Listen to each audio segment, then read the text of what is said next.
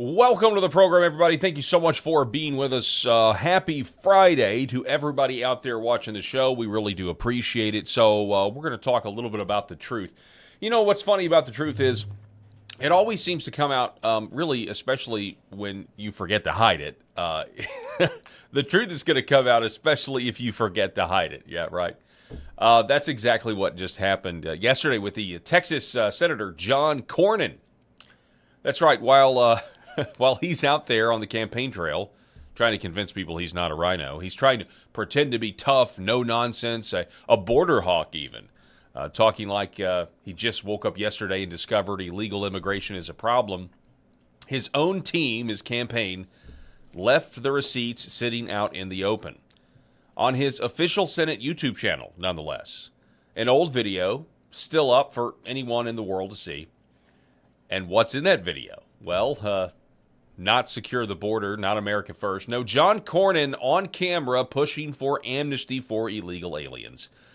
Let that sink in for a moment. In a state like Texas, where in the Republican primary you're trying to be more conservative than your opponent, John Cornyn on camera pushing for amnesty for illegal aliens. And by the way, this isn't opposition research. It's not spin. This is his own words on his own platform, his YouTube channel, posted by his own campaign team. And it sat there, buried, untouched, until grassroots activists started digging. And we're talking about, of course, people like Scott Pressler, who has declared war on Cornyn and his swampy rhino ways. He went back and he found the clip. And he said, hey, why is this still here? And then suddenly, like magic, it went all over Twitter last night. It went viral. And then all of a sudden, silence. Because the video went private. It disappears. Buried, right? Of course, no, the internet is forever. But here's the real problem for John Cornyn. You can delete a video, but you can't delete your record, right? You can't hide the evidence. You can't erase what you believed when you said it. And now, right as Texas, the runoff is looming, it's about a month away. Voters are getting a clear picture of who this guy really is, because when the cameras weren't focused, when the pressure wasn't on, when he thought nobody was paying attention, he was advocating policies that reward people who broke the law with legal status. That's not us taking a cheap shot. I mean, the video is right there. We're going to watch it here in just a second. It's not a misunderstanding. It's not taken out of context, as so many people love to, they love to use that as a crutch. It's John Cornyn. It's who he is. It's his worldview, or it's the people that fund his campaign's worldview, the Republican donors that we talk so much about that work against the interests of the American people. And so, no, nobody is actually believing that John Cornyn has changed or he's a border hawk. In reality, what has changed is the political environment. Like, that's it. That's what's really changed. The political environment's changed because we've been overrun by the third world for so long, and more people are waking up to this fact. They're waking up to this idea, and they want it to stop. They want it to end. They want it to be reversed.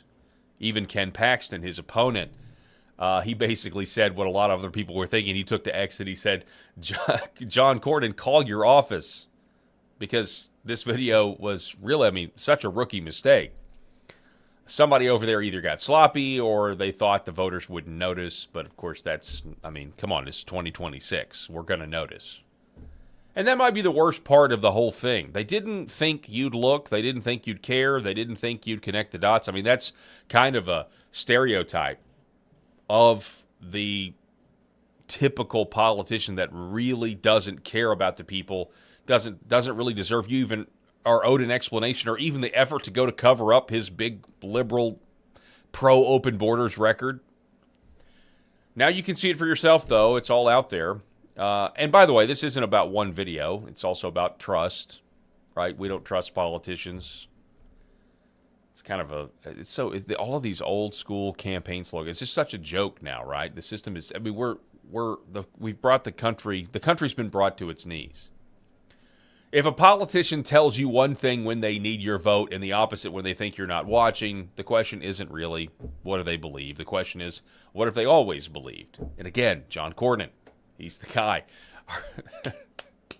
If it wasn't for Lindsey Graham, John Cornyn would be the mascot for the Rhinos. But I think if if they did have a mascot, it would be Lindsey Graham. Happy Friday, everybody. The Paul Harrell program starts right now.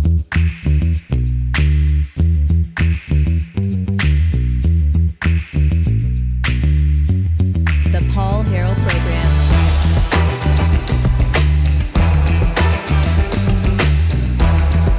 Welcome to the show. Thanks so much for being with us. Broadcasting live from the great state of Arkansas. Born and raised. Wouldn't have it any other way. Broadcasting here on LFA TV. Broadcasting on the Paul Harrell program YouTube channel, as well as Facebook, as well as X. And we really appreciate it. You're stuck with me for, I don't know, a little less than 2 hours at this point. The countdown has begun. It's Friday. Hope everybody's got a great weekend planned.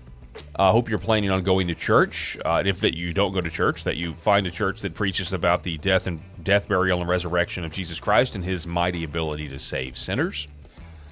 But we're going to get into it. John Cornyn, again, he would be the mascot. By the way, John Cornyn would be the Senate Majority Leader had he not been up this cycle for re-election. Can you imagine right now if John Thune was running for re-election in South Dakota? This guy, people, and so they do this. They don't want the leader. This is disgusting, really, when you think about it. They don't want somebody with a public leadership role to have to face the wrath of the voters quickly, to have to answer to how they are leading quickly. Right now, if John Thune, the Senate Majority Leader, was running for re-election in South Dakota, he'd have a much harder time because, not only do people disapprove of Congress, Republicans are upset with John Thune. They don't think he's a capable leader, and I actually think he's actively working for the other side. I mean, I think if John Thune wanted the SAVE Act to get passed, Murkowski and Collins would get on board with ending the filibuster. I genuinely believe that. I think they would do it. If he really wanted to, there's all kinds of pressure points these people have. But he doesn't want to do it because election security, Republicans benefit from election security. Republicans benefit from the status quo. Republicans will not benefit from election security. As much as the fraud we can look at in 2020 or some of these other races, but the Republican establishment benefits from the status quo. I think there's a lot of cheating that goes on in Republican primaries. That's what I'm trying to say. But here it is. We already mentioned Scott Pressler. He went back and just started watching old YouTube videos of John Cornyn, which is what, this is what I should have done. It's what anybody out there should have done. If they claim they're a journalist, then he found, and he's made a big deal out of this, he found this old campaign, or this old video that he made. Now, of course, it's no longer there. It's been made private. But this is John Cornyn. Cuidándonos, el senador John Cornyn. El senador Cornyn ha luchado para detener el tráfico sexual, especialmente a lo largo de la frontera. Él apoya la reforma policial. Y mientras el senador Cornyn está a favor de fronteras seguras, él apoya firmemente la legalización de los Dreamers. I'm John Cornyn, and I approve this message. Now, really, this raises even more questions about you pandering to people who are not even supposed to be able to vote, by the way. But, I mean, we know that they do vote. We know that illegals vote in this country. So that actually is another angle of this I actually hadn't yet considered until just now. But what exactly was that? Because I don't speak Spanish, okay? I don't speak Spanish. I know many of you don't speak Spanish. So what exactly was it that he was saying? Well, just according to this, the narrator from one side. This is what I think it says. Okay, from one side to the other, Texas has a calm and steady, firm hand looking out for us, taking care of us.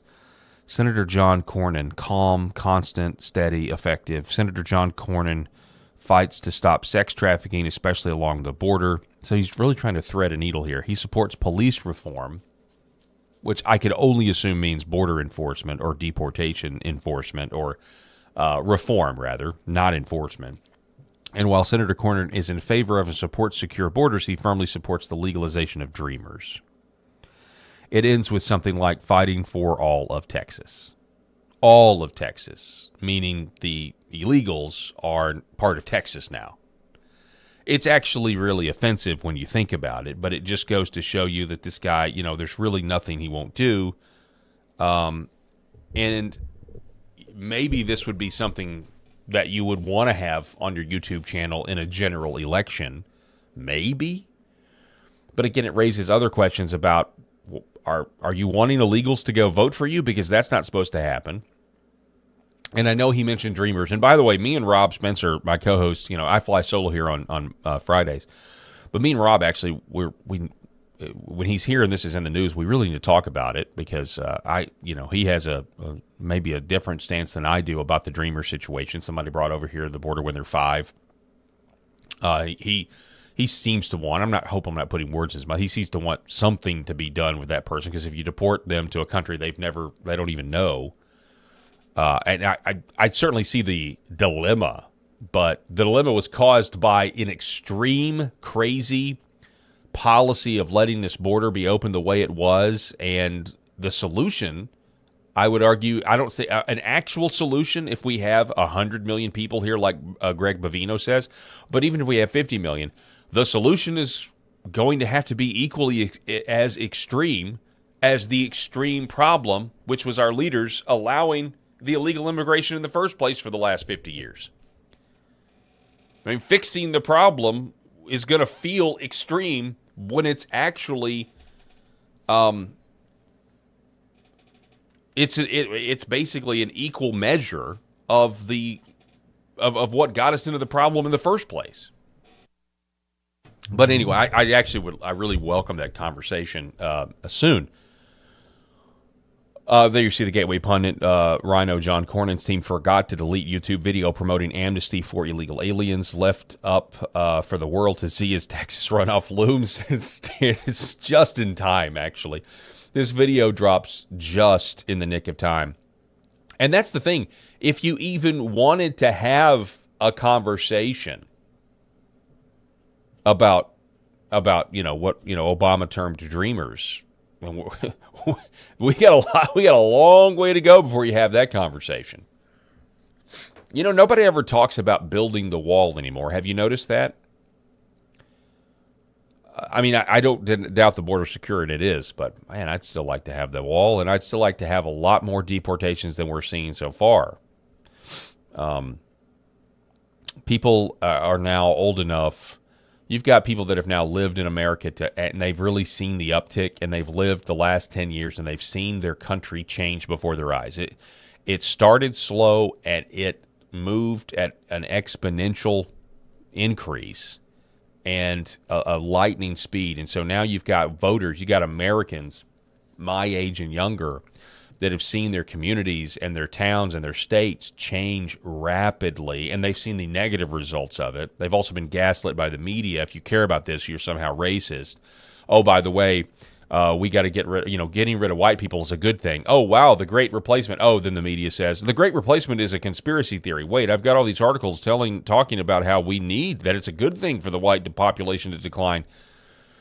And people see all this now, and so it's nonsense. So this is a terrible thing for John Cornyn, for his campaign to be this inept, to leave this video up. And now it's going everywhere. And Scott Presler, man, he wants the SAVE Act. This guy, Scott Presler, big in the world of trying to get Republicans to register to vote. And he sees that they're not. He sees that there's no political will to get it done. And again, I think that's because John Cornyn is playing for the other team. There's no political will to get it done. And so John Cornyn is now in his crosshairs, and he's going after him, and he's the one that found this video. He forgot to delete the YouTube video promoting. Again, 30 days before the runoff election. Scott Presler saying, yes, we uncovered a YouTube video of Senator Cornyn advocating amnesty for illegal aliens, After the video went viral, Cornyn's $100 million campaign finally made the video private, passed the SAVE Act. Now, that's a good jab. Cornyn's $100 million campaign made it. So this guy has spent $100 million, and he doesn't have enough people around him to know, hey, this is a liability in a race on the Republican side where we're trying to out conservative one another. We're trying to out right wing one another. But I mean, in this case, how many of these people do you think are still hoping that President Trump endorses, like on the Cornyn campaign, that are hoping that President Trump will come and endorse Cornyn? Now, he said he's not going to, unless the SAVE Act is passed. Well, that's not happening in 30 days. From what I can tell, that's not happening. So, interesting times. Also, he's found some other interesting videos. Before we get to that one, though, Congressman Brandon Gill writing, "It's hard to believe this is real, but it is. John Cornyn released an ad in Spanish promising his support for Amnesty. Apparently, he forgot that we represent American citizens, not illegal aliens. This is absolutely disqualifying. I want my country back, and I'm sick of swampy politicians in Washington who are dying to give it away. One of the many reasons for Texans to vote for Ken Paxton in the runoffs next month." Again, that's his reaction to this video. It's also, I think what else, it's tone deaf. Americans are increasingly aware, Texans are increasingly aware that their communities are less safe. And this ad is geared towards illegal aliens who are concerned with their safety, who are concerned with law enforcement, who are concerned with, who may be afraid of being deported or something. And I don't doubt that those people exist. I know they exist. But do you understand there is a distinction between citizen and illegal alien? What about the citizens who are worried and scared and frightened for their own country, for their own children? Do you see how the priorities are completely out of whack here? Do you see how much disdain people like John Cornyn actually have for the people he's supposed to represent? He's trying to make illegal aliens feel bad, he's trying to make illegal aliens feel better about their prospects here, while his actual constituents that vote, again, that assumes that illegal aliens aren't voting, his actual constituents that vote and were born here, whose parents are buried here, who have been here for generations in this country, they think their country's being stolen away from them, and matter of fact, it has been. It's a self-evident truth. All while the Southern Poverty Law Center is funding far-right extremist groups to run false flags to paint the native population here as terrorists. So not only do we have the population declining as a percentage, we also are we're also telling the heritage Americans that live here that they may be dangerous threats to the government. It's absolutely insane. And I'll tell you something, somebody like a Lindsey Graham has made the problem even worse. I mean Lindsey Graham, all of these guys, by claiming that they are border hawks but never actually doing anything about it all these years. How long has John Cornyn been in Congress? What's he been in there for? 20 years, 30 years? Lindsey Graham's been in Congress 20 years. All of these guys have had power and presided over the destruction of our country. Again, bringing our country to the brink, bringing our country to its knees.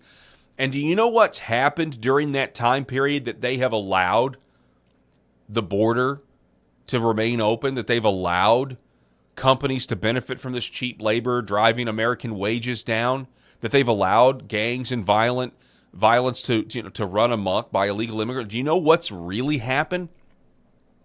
It has been a financial windfall of profits for drug traffickers and sex traffickers. People like John Cornyn and people like Lindsey Graham, ladies and gentlemen, have actually enabled the death of children at the border, the smuggling of children at the border, their inaction or action has done this very thing.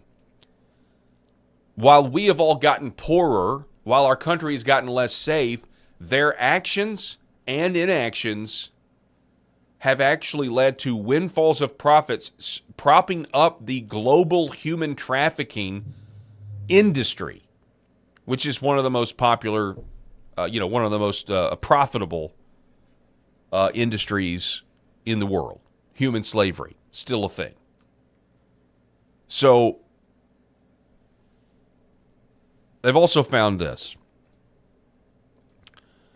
Pressler also pointed out that, Cornyn was the guy telling everybody to go get vaccinated. Texas Senator John Cornyn. More Texans are getting vaccinated in the fight against COVID-19 every day, but we're not out of the woods yet. There's a new variant of COVID-19 making its way across Texas that's 60% more contagious. The good news is the COVID-19 vaccines are safe and very effective against this new Delta variant. Choosing to get vaccinated is a personal decision, but it's one I'm strongly encouraging every Texan to do. It's the best way to protect yourself and your loved ones. Anyone who hasn't received one yet can visit vaccines.gov to find your nearest vaccination site. Thank you for doing your part to keep yourselves and our fellow Texans safe and healthy. Yeah, you got to love your neighbor. Remember when the woke Christians tried to tell us that that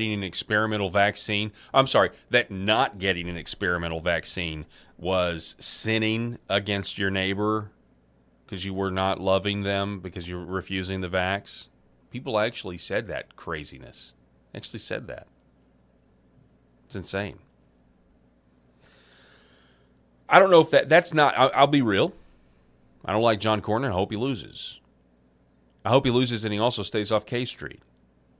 That's my other fear here is that these guys, when they lose, like if Lindsay loses or if he loses, that they're going to get absorbed back into the system like that, sequel to Pirates of the Caribbean when the pirates become part of the ship.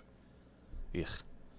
This is not as bad as the mayor of New York, Bill de Blasio, and the Shake Shack video where he's like, oh, wow, you telling me I can get this burger and fries? I get fries, too? Is it too early in the morning? But you're telling me I can get all this. And he takes a really gross bite. I can get all this. All I have to do is go get vaccinated? Wow. But this is who he was. Either a part of the propaganda rollout to get everybody to get, stuck with the experimental shot, or he legitimately fell for it himself, which, because of his age group, no disrespect to those of you who are John Cornyn's age, but we are now at a place now, just statistically it is what it is. Older people trust doctors way more than younger people trust doctors, or the medical industrial complex. The older generation is just trusting them way more, whereas the younger generation is more about the maha and going after big pharma, going after big food, the crunchy moms, if you will, in suburbia that have had enough. But one of the positive things that came out of COVID is so many people are awake. Even doctors that initially prescribed the shots now telling their patients, at least in my state, those doctors are going to remain nameless, but at least in my state, they now tell their patients, I made a mistake. I should have never told you to get that thing. Because I've seen the results, and I've seen some of these doctors have had to face the results themselves because of it.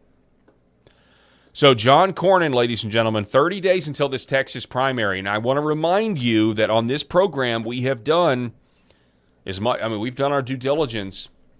We covered Dr. Andrew Paquette's reporting on this, and we're going to continue. I was talking to Dr. Andrew Paquette the other day. For those of you that don't know Dr. Andrew Paquette, you can go to zarkfiles.substack.com. There he has all of his articles about the extensive research that he does. His research does get into the hands of the Trump administration, but he found basically another way that they can steal the elections with the machines, and he covered them. He caught them red-handed. He covered it on his site. He caught them red-handed in Bexar County, Texas, spelled B-E-X-A-R, pronounced Bexar County, Texas. And what he found is, and I just learned this yesterday, But Texas is the only state, or at least one of the only states, but I think the only state that actually has a law in the books that makes certain ballot check-in software files available to public officials. So there's some things that are available to public officials with these voting machines, and there's other things that are not. Obviously, the third-party proprietary software isn't, but then there's the check-in systems where and he exposed it on his website, these algorithms, and John Cornyn won the Texas primary very close to the percentage of fraud that we saw in Bexar County, Texas, if it was recreated in the other counties, which you have to assume that it was. Where ballots get replaced, they get replicated, and then in some cases replaced, and then the evidence of anything happening is deleted off of the drive. The only reason that Paquette got to see it is because Texas has something with that check-in software. That requires a file to be created that somebody can actually look at. Somebody looked at it and said there's something that was done really, really wrong here after the polls closed, and this was during early voting. This happened all during early voting, we think. So this runoff election that's coming up in a month, we've got to have all eyes on this runoff election coming up in a month, coming up in May. May 25th, I think. Don't quote me on that, but it's in about 30 days.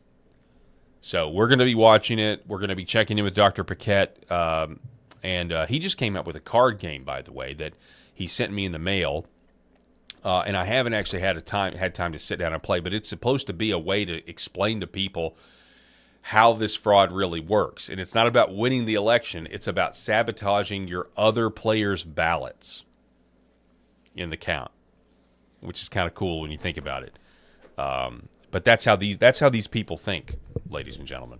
So that is John Cornyn for you right there. In other news, this was kind of a shocking story to me. It's a positive story in that the Trump administration is taking action, but with anything, there's good news and bad news, right? We don't live in a perfect world. I am not yet emperor. I have not yet led my populist revolt because brisket prices are too high. Here is NPR's headline. I went with NPR just to let you know what the mainstream media is saying. Headline: Trump administration flies 10-year-old back from Cuba amid custody fight. This is the Associated Press, Logan, Utah. President Donald Trump took the unusual step this week of sending a government plane to Cuba to return a 10-year-old from Utah who is at the center of a complicated and contentious custody fight involving the child's gender identity. Now, this reminded me of Jeff Younger's story. Of course, Jeff Younger's ex-wife, also a pediatrician, somehow convinced the Texas State Supreme Court to allow her to kidnap Jeff Younger's sons to take to California to trans them. And he's been in a years-long court battle, and at this point, they have succeeded. I mean, his sons are going to be transed, and Jeff Younger, from what I can tell, is just praying to the Lord, and hopefully his children will find him someday when he's 18 and realize what their mother has done to them. But this is a slightly different story where we have a biological male who is now claiming to be a woman and calling himself Rose. The local affiliate has more on this, but before we get to that, this is from the Department of Justice in the District of Utah. Headline: Utah 10-year-old reunited with biological mother after transgender parent and partner allegedly kidnapped child to Cuba. Or as Barack Obama would say, Cuba. This is the local headline. Additional information. This is from the ABC affiliate there in Utah. Additional information revealed about Cuba child kidnapping case, which followed custody fight. So this is kind of where we get the detail. Now try to keep up, folks. I'll do my best. After two people were charged with kidnapping for taking one of their children to Cuba, ABC4 has learned more about the case. which was preceded by a long custody dispute over the child's gender identity. Rose Inessa Ethington and her partner Blue Inessa Ethington, you're my boy, Blue, were both charged federally via complaint on April 16th with international parental kidnapping and aiding and abetting. They're also facing charges at the state level as they were charged with 1 count each of custodial interference across state lines in Cache County. They are accused of taking Rose's 10-year-old child to Canada, then Mexico, and ultimately Cuba, violating the custody agreement with the child's biological mother. Rose Inessa Ethington is a transgender woman, and she is the child's biological father. Boy, isn't that a sentence right there? Rose is a transgender woman, and she is the child's biological father. Shame on you, ABC4, for kowtowing to this insane, deceptive language. Part of the problem. You could say Rose is a transgender woman, and he is the child's biological father, but you don't do that because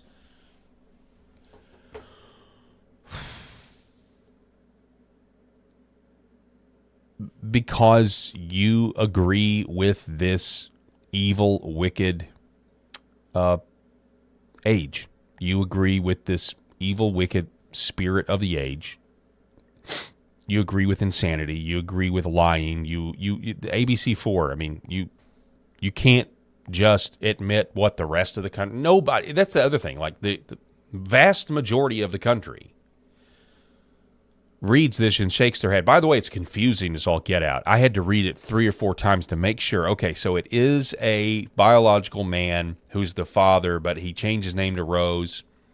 It's actually insane if you think about it. Like you're not even able to do your job and communicate what is even happening in the news, in the story, because you're using the left's language. You're using the left's woke sex religion catechisms that 80% or 90% of the country disagree with. So they're accused of taking Rose's 10-year-old child. Okay, all right. So I hope that's clear enough for you. During the course of the investigation, family members raised concerns that the child had been manipulated by Rose into identifying as a different gender than the one they assigned at birth, and that they believed the child was taken to Cuba for gender reassignment surgery.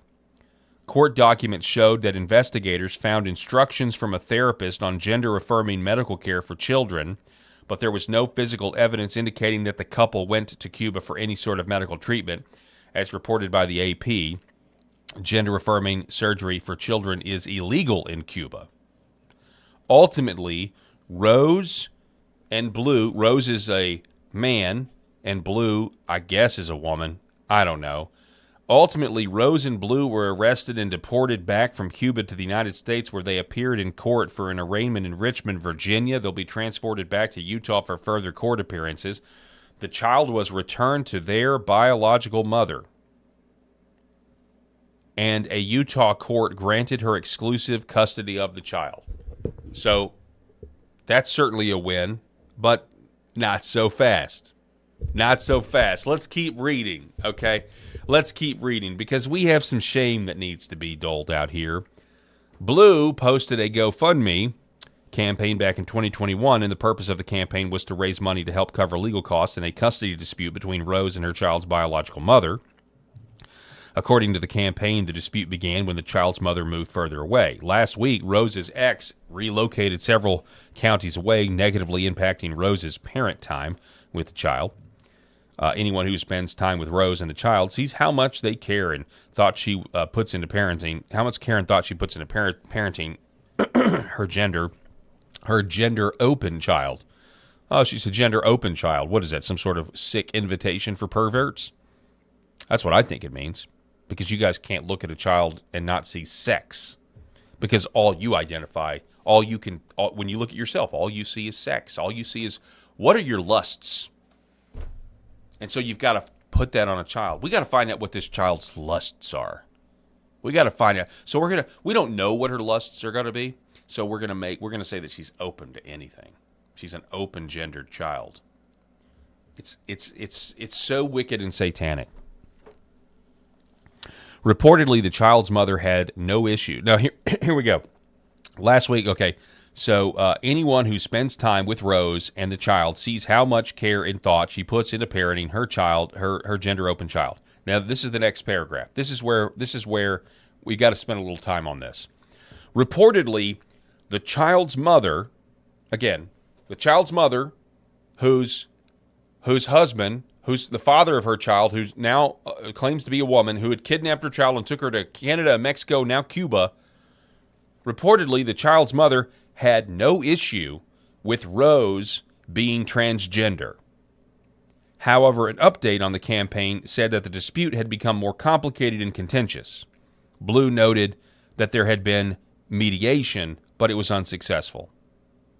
So this article wants to let us know, wants us to all know that the mother here, who had her child kidnapped from her by the trans woke sex religion cult, has no issue with her former lover being transgender.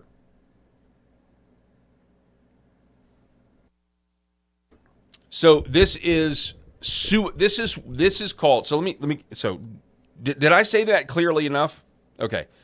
This is suicidal empathy.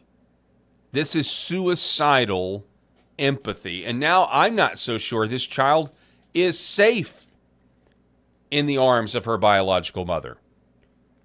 I'm really not. If she's not willing to say, yeah, I mean, I do have an issue with Rose's transgender. Like this is what's nuts about it.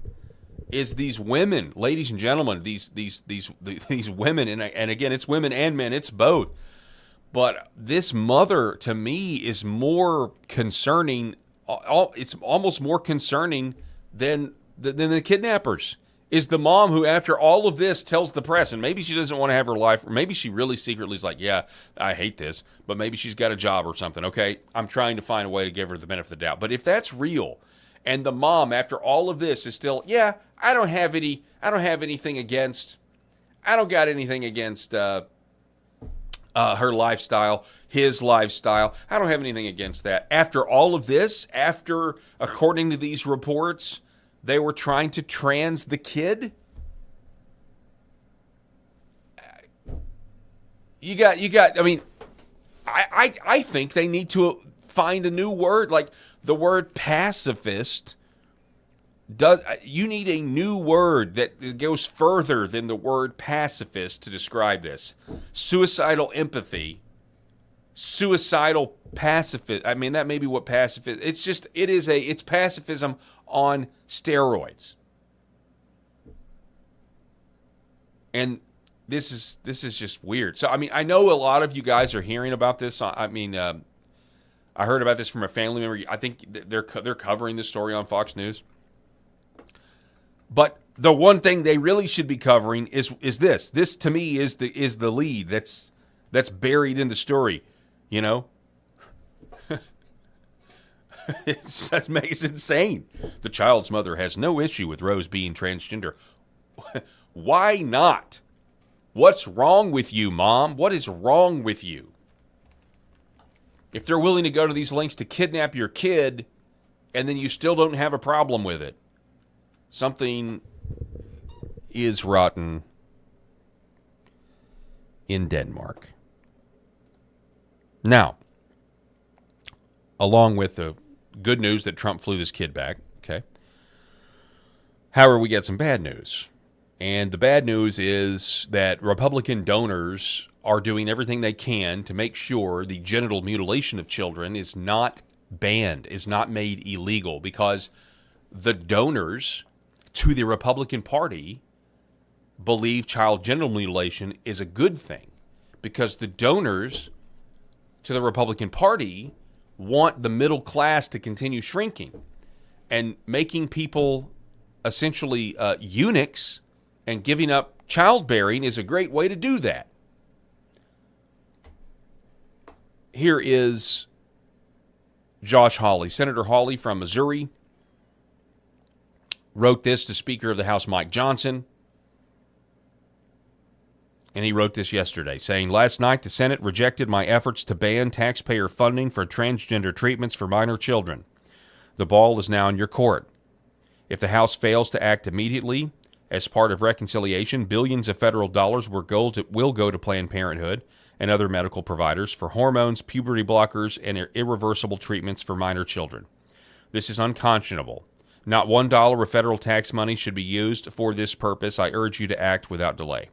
Time is of the essence. As you well know, by July 4th, the current federal ban on taxpayer payments to trans treatment and abortion providers will expire. When that happens, billions of federal dollars will be diverted from Medicaid to pay for trans drugs and abortions. The Government Accountability Office estimated that Planned Parenthood alone received more than $1.5 billion in funds diverted out of Medicaid and Medicare between 2019 and 2021. We know what Planned Parenthood will use this money for. A new study by Concerned Women for America finds that there has been a total increase of over 40% in gender-affirming care, gender-affirming visits, and gender-affirming services at Planned Parenthood and its affiliates. Planned Parenthood is positioned to supercharge its transgender agenda with taxpayer funding taken from the elderly and those in need. The House must take action now to protect America's children. As you work to pass a budget resolution for the new reconciliation bill, it must include a ban on any federal funding for these trans treatment and abortion providers. I urge you to act without delay or hesitation. Sincerely, Senator Josh Hawley." Now, we control the Senate. We control the House. And yet, not one ban on child genital mutilation. We have the executive order from President Trump. That's fantastic. But they don't want to get rid of it.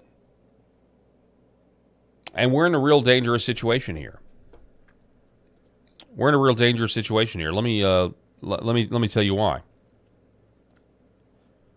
I mean, it may not. Maybe, you know what? Who knows? It may actually result in a better life for all of us. Maybe in the short term. Maybe not in the long term. R.N. McIntyre writes in response to the news of the fact that Republicans are going to allow this funding if we don't do anything. Republicans have failed to protect kids is another way of reading this. Republicans fighting Republicans over government payments to mutilate children. Why pretend we have a right-wing party in the U.S.?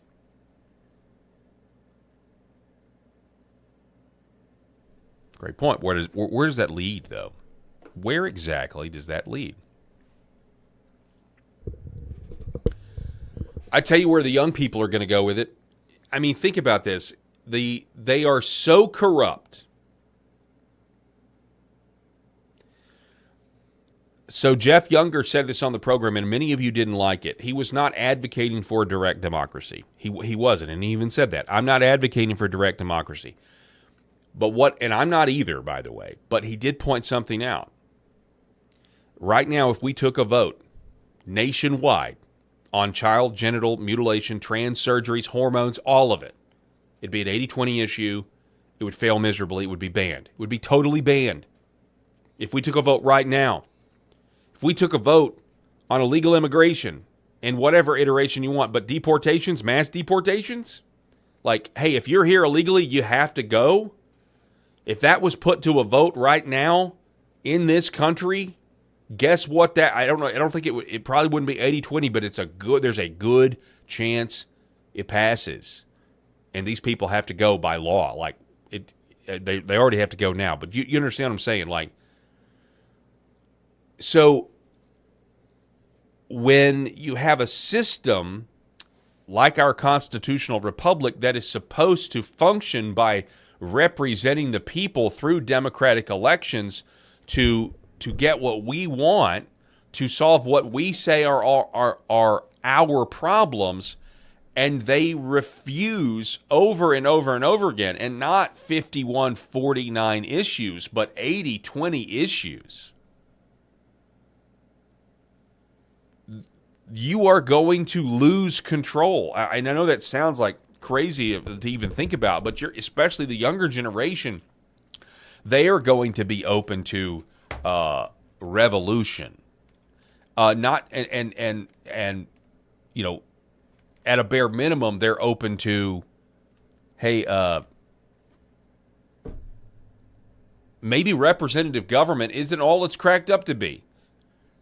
Maybe representative government is so corrupt we just need we need a dictator to just, fix all of this. We need a Caesar. So they ignore this situation at their own peril. Now, unfortunately, people like Cornyn and these other guys, like, if that happens, they'll be reading about it in a nursing home, assuming the dollar is still worth anything. But I don't wish this for my country. I don't want this for my country.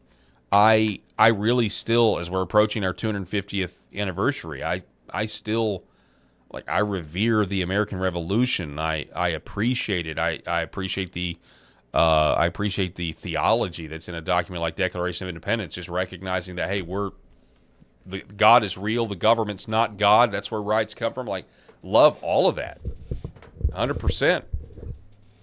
Would love to preserve my ancestral tradition as somebody whose grandfather, whose great-great-great-great-great-grandfather, whatever, whose name is on the Pennsylvania Charter with William Penn. A relative of, my great-great-grandfather's name is Valentine Hollingsworth and is literally on the Pennsylvania Charter, the other side of my family. North Carolina, 1770s, the earliest record we have. I would love that tradition, but you know what? It gets to a point where it's so corrupt and people don't believe you anymore. They don't even believe you enough to vote again and to give this one more college try. Maybe this time we'll get the government we deserve. Or maybe we are getting the government we deserve, honestly.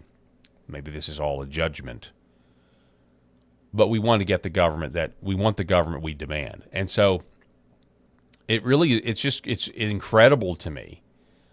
I'm thankful for President Trump's executive order on the transgender issue and the child genital mutilation, but even he wasn't immune to this donor push because he crafted I don't believe he did it, but maybe he did. But I'm pretty sure somebody in his administration posted on his Truth Social about 8 weeks ago and said that we're going to ban child genital mutilation unless the parents provide written consent. What are you even talking about? Written consent? As long as they say it's okay, you can mutilate the genitals of children. Now, there was so much outrage that the post was deleted and reposted and the part about parental consent was taken away. But that just goes to show you the forces that are around President Trump are, for some inexplicable reason, Republicans want parents and doctors to mutilate children and look at you with a straight face and say, this is health care. This is good for you. War is peace. Peace is war. It's absolutely crazy. These people need to be run out of town on a rail. These people, these doctors, these people that have been funding all of this, they need to be arrested. They need to be tried. They need to be thrown in jail or they need to be given capital punishment. By the way, President Trump was saying that if you murder somebody in D.C., you get the death penalty. Which in our weak justice system, you'd probably think, well, yeah, isn't that if you murder somebody, you get the death penalty? Well, not anymore. People murder people all the time, and they just spend their life in prison. But yeah, that's what he said earlier today. I heard him say that. But yeah, I'm sorry to just be complaining about this, but like this is an easy thing, and it's on Congress. It's all on their corruption and their willingness. And so you tell me, what do you think is going to happen? Do you really think? I mean, think of some other 80-20 issues that Congress refuses. That's what I would love the chat to do. You guys in the LFA chat. I'm sorry I've ignored you guys for 51 minutes today. But I would love to hear a list of 80-20 issues. If we took a national vote on whatever, what do you think is an issue that's 80-20 or close that people have a problem with that Congress refuses to fix? And my question is, how long do you get to how long does it take? I feel like we're all operating under the assumption that this system in its current iteration, where we just get ignored, just is always going to last. Because especially with this younger generation, they are not, as far as they're concerned, our traditions have resulted in their impoverishment. So,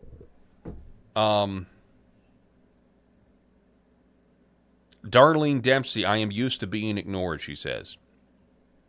So we have somebody, Log23, wants to do live call-ins. I am sorry, Log. We don't have the capability of doing live call-ins. I don't actually have a number for that. Maybe at some point at a later date we'll get something in there, but we don't have the ability to do live call-ins, so I apologize for that. But it's good to know that there's at least a need out there. There's people asking for it. I used to do call-ins all the time back when I was on radio. The problem is I can already see the problem, and until I can move all this equipment into the other room and pay a producer, which we're a long way away from that. You got to have somebody to screen the calls. You got to know what they're about, right? Because I can't take the calls without screening the calls. So, there's that. Yeah. Thank you. I appreciate you understanding.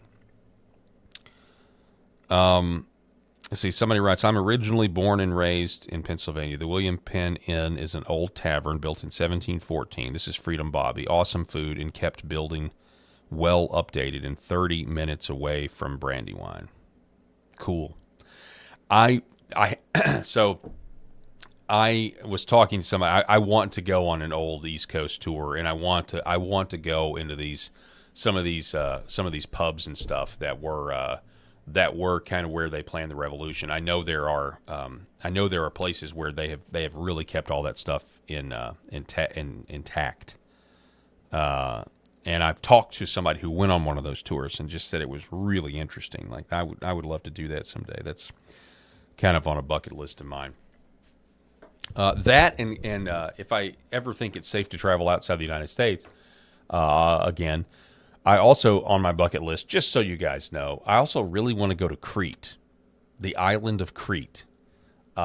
Weirdly enough, I'm just kind of mildly obsessed with the island of Crete, because it's an island that has been conquered and reconquered by somebody. Because it's right there in the Mediterranean, between Africa, and it's beautiful there. But there's just so many different civilizations under civilizations, and even some allegations of tunnels and high strangeness going on that island. I've just always been fascinated with the island of Crete. It's also on my on my bucket list. So anyway, so somebody says that Sean Ferris takes some live, no screening. Well, here's the deal. See, here's my problem with that, guys. I apologize for not being able to trust, but even though Rob lets a word fly every now and then, this program is also broadcast on a North Central Arkansas television network, and so it's subject to FCC guidelines. One of the last bastions of Christian nationalism, you could say, where we recognize there are some words you just shouldn't be able to say in public. Actually, not all speech is good. Maybe some speech should be kept civilized for the young ears that are out there listening. So I would want to screen the calls if we ever did live call-ins. So I appreciate your indulgence there. And then here's the last thing. So then there's this other story. This is the moral state of our country. A North Carolina school superintendent says he sees nothing wrong with kindergartners reading books depicting men in BDSM leather outfits making out. Quote, that's certainly something a child would see in their community. So this is obviously some sort of legislative hearing They're trying to hold this guy accountable, superintendent, for the stuff that's in their library, and you can see there on the screen, this is two guys kissing in front of kids in a book, LGBTQ flag out in the behind them, and they're in the leather masochistic outfits. And BDSM outfits, making out, is currently available in your elementary schools. So is sexual imagery allowed or not? Dr. Price, you're looking at the picture. Got guys in kick outfits. I'm not sure what I'm looking at. You're not sure what you're looking at, but you're okay if you're kindergarten looking at it. Is this your goal? Is this what you want kindergartens through 4th grade? I mean, is this the goal? Is this the curriculum? Is this the studies that you want Chapel Hill Carbo School is known for? I don't understand what the challenge is. I see a pride flag, I see community, I see two couples who appear to be in a loving relationship. They're not breaking any laws, they're not hurting anyone. And that's certainly something a child may see in their community. So I'm not sure. So there would have been a time when that photo would have been considered, or let's just put it like well, obviously the photo itself, yes, but if that was happening in real life and you had some half-naked man walking around the street, that's called indecent exposure. And there was a time in our history where that would have been considered. Certainly the gay pride festivals in San Francisco and stuff where they just walk down the street naked and the police don't do anything. That's indecent exposure. And the reason we have this is because we have laws on the books that people are afraid to enforce. And people are gonna get to they're gonna have had enough.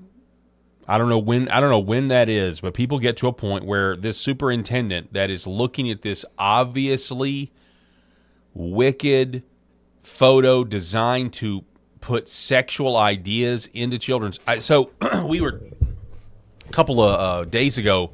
Rob sent me that video of the 1950s, the black and white 1950s instructional school video warning kids about the dangers of homosexuality and homosexual predators.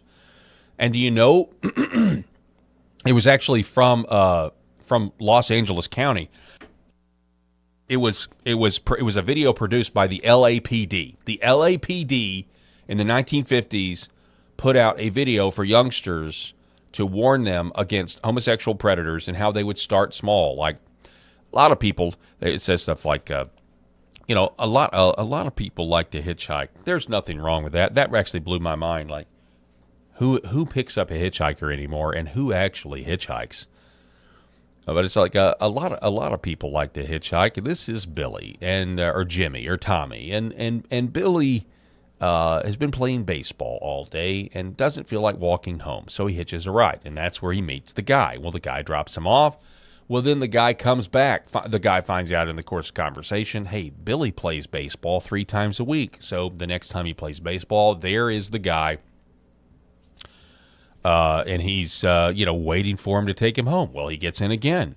Then the guy on Saturday takes him fishing. And while they're fishing and they're eating lunch in this video, the homosexual shows Jimmy pornographic photos. And that was the first assault. And he says Jimmy knew they were wrong, but he felt good about it because here's an older guy treating him like a man, treating him like an adult. And of course, eventually the homosexual rapes Jimmy. The video from the 50s implies that, and then the homosexual is arrested. And so you go back and you see this photo of this sexually suggestive image with a half-naked man in leather BDSM masochistic an outfit on, and we used to know this as a society. We used to know that predators will before they actually in the grooming process, before they actually initiate the rape or the sex act or the assault, they're first going to get the victim. They're going to show them something shocking that doesn't immediately harm them. Oh, it harms them in their soul. It harms them spiritually. It corrupts them. But it's not enough. It's a slow trap. It's not just, hey, I'm going to tackle you and have my way with you. Then you know exactly what's going on. But if we show it to you slowly, then eventually you fall right into the trap. And we used to know this. And any serious society would take this superintendent and at a bare minimum fire him. But people are going to have enough. People have had enough of a guy like this standing in a public hearing pretending as if that kind of art in front of kids is legitimate educational material when it's obviously not. And he thinks he has the moral high ground. Mr. State Representative of North Carolina thinks he has the moral high ground.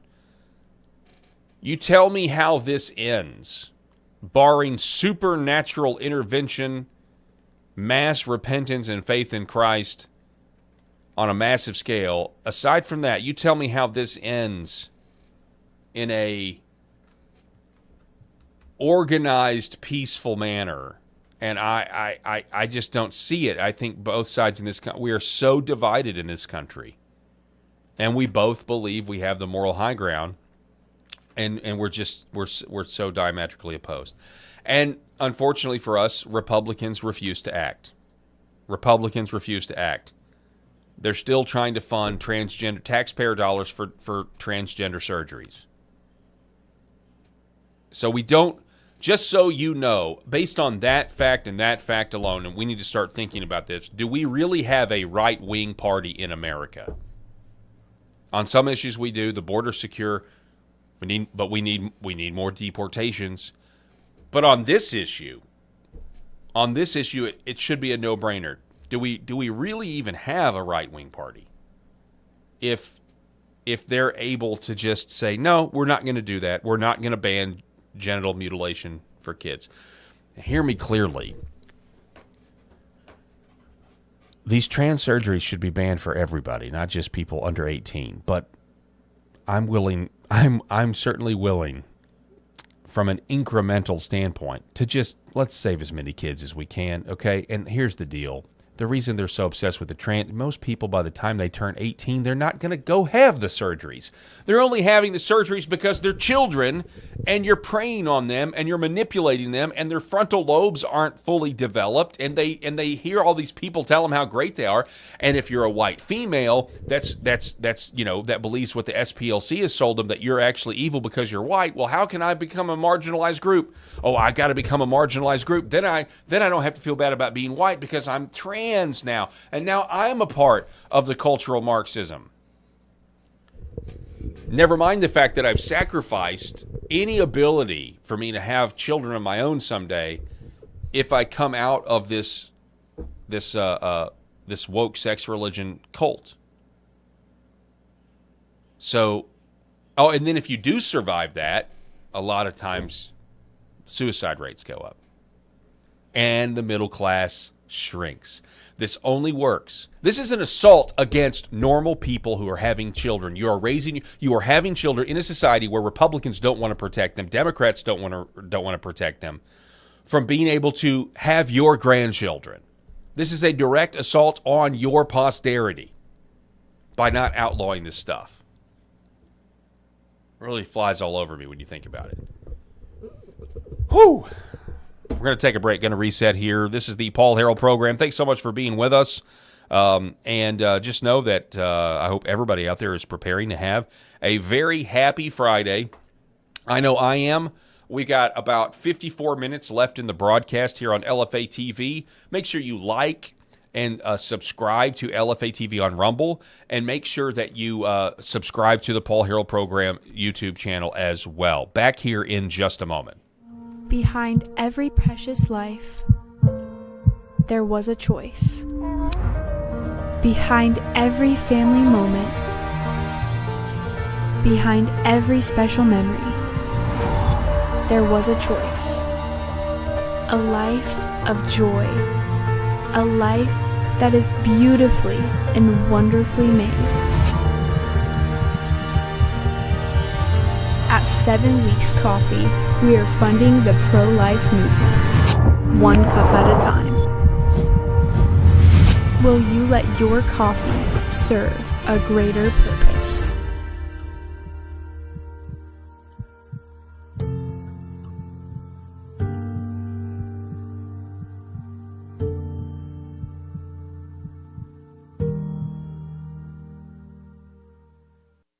For centuries, light has been used to heal.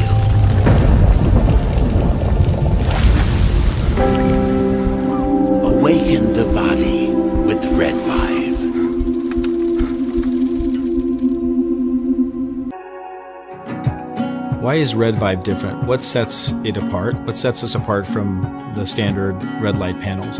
This is a medical grade device, and what that means is the red light bulbs and the near infrared bulbs have very specific wavelengths. If you think about the wavelength as the medicine, the 635, the 670, the 810, the 850, those were specifically chosen because those are the most powerful effectors of the cells.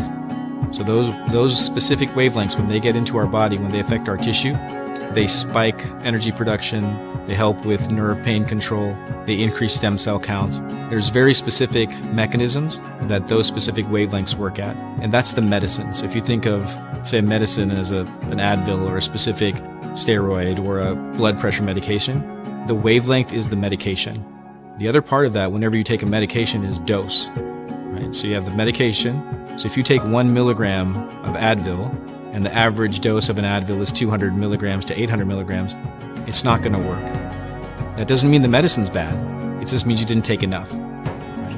And so even if you have the right wavelengths, first you have to have the right medicine, and then you have to have the right dose. And to have the right dose, you have, in light therapy, you have to have enough energy. So you have to have a powerful bulb. The LED bulbs, or light emitting diodes, have a specific wavelength, and that wavelength is the medicine. And the wavelengths that have been studied and published on that are the most powerful in affecting healing and the changes that we want to see with our bodies and our health are the 635 wavelength, the 670, 810 nanometer wavelength, and 850 nanometer wavelength.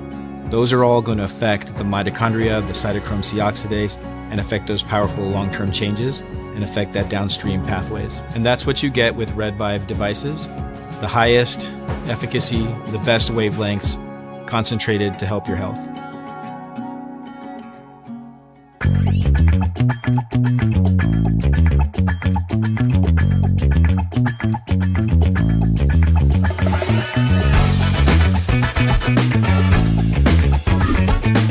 The Paul Harrell Program. Happy Friday, folks. Thanks so much for being with us. Broadcasting live from Arkansas. Thank you so much for being with us. Okay, so check this out. I want to let you guys know something, just a little milestone. So I guess maybe, I don't know, last year sometime over on our TikTok channel, which if you don't have TikTok, I understand. The algorithm over there's been a little funky. Ever since the TikTok changed ownerships, right, in order to stay in the United States, or not get banned, I've noticed their algorithm has really been downgrading conservative content. But we hit one today, man. I guess maybe the TikTok algorithm really likes populist stories about how Americans are being screwed over by giant corporations. Because we did I just clipped a little video together from one of our shows earlier the week when I'm just reading an X post of this Amazon scam where Amazon is looking at all of their competitors, and if somebody's got a price that is lower than what Amazon's listing it, they call they don't call Walmart. They call, so if Levi's has a jean that's lower than it needs to be, a pair of jeans, they're calling Levi and asking Levi jeans to call Walmart to get their price down. And if you don't do it, then your search results will get buried. Amazon threatens to bury your search results where nobody can find it because they don't want you to sell it at the lower price. And it's a huge scam. They did it to Levi, Home Depot, all these places. Walmart, Home Depot, different brands. Hanes was one of the brands. And so I just clipped that together, and we posted it. I posted right before we went on air yesterday, and over on over on Instagram, Paul Harrell 1776 is where you can follow me on Instagram. Paul Harrell 1776. Over on Instagram, that video is up to 87, basically 88,000 views, tons of comments. And over on TikTok, that same video did 124,000, which is those are bigger numbers than us, or those are big numbers for us. That's big numbers for me compared to what we normally get. I mean, we had one video hit 1 million last year, but I was just complaining. This is how conspiratorial I am. I was just complaining, in front of some family about how since TikTok changed ownerships, in some cases, I'm posting clips and getting multiple zeros. Like no one's looking at this stuff. And I've had a few struggle sessions I've had to go through with TikTok. Any time I post anything on TikTok that has to do with elections or Tulsi Gabbard, I get I guess elections and Tulsi Gabbard. I get the content gets removed. TikTok takes it down, and they tell me elections are a sacred part of our democracy, and you can't talk about them. You can't question our elections, and blah blah blah blah blah. So, anyway, but I just wanted to celebrate those numbers with you here on the program today, and I also wanted to revisit what we talked about yesterday. Me and Eric Haynes had a moment. So Eric Haynes was on the program yesterday, and we in real time accidentally predicted the stereotypical voice of this Democrat candidate in Virginia by the last name of Coons. And I had LFA TV cut it up for us. Hats off to Eli, Mr. Producer at LFA TV. This is actually the first time I'm hearing it. I don't really know how it turned out. But for those of you who are watching the program live yesterday, this is what it sounded like. Yes, the violent rally about which Donald Trump said there were some very fine people on both sides. I'm going to talk this. Yeah, look at this guy. He probably talks like this. The DOJ probably didn't share with the grand jury the fact the SPLC issued a newsletter in advance of the rally using its gathered intelligence, clear evidence that the SPLC was combating extremists, not helping them. When the court or the jury get the full picture, expect this case to fail. We have got to take back Congress and hold this DOJ accountable. So this is a guy by the name of J.P. Cooney, who, just by his last name, this guy is got a lot of guilt. If he talks like that. A lot of white guilt. I have no idea how he sounds. Hang on, let me click this link. Is there a video of this guy? Oh, there is. All right, let's see if he's... All right, you guys can't see it. Let's see if he sounds like that. Okay, he may not sound like this at all, but let's see this. Let's see. Okay, here it is. Hang on, you guys can see it. Let's see if he has a lisp or sounds effeminate at all. He probably doesn't. Watch him sound. Vote for me, J.P. Cooney. January 7th, 2021. The Department of Justice launches its investigation into January... Dude, yes, is that him? That is him. That. Anyway,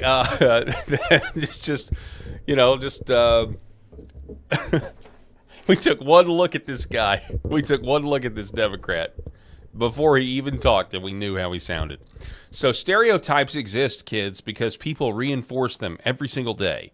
Remember that. Always remember that. All right, next up we have this. A few headlines.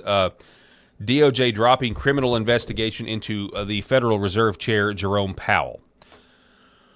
I wish they hadn't done this. I think you've got to cripple the Fed. You've got to get rid of the Fed. You've got to end the Fed. One of the ways doing that is exposing that they don't really answer to us. Maybe that's what this is, that we can't really actually have any power over the Federal Reserve, that we don't have any power.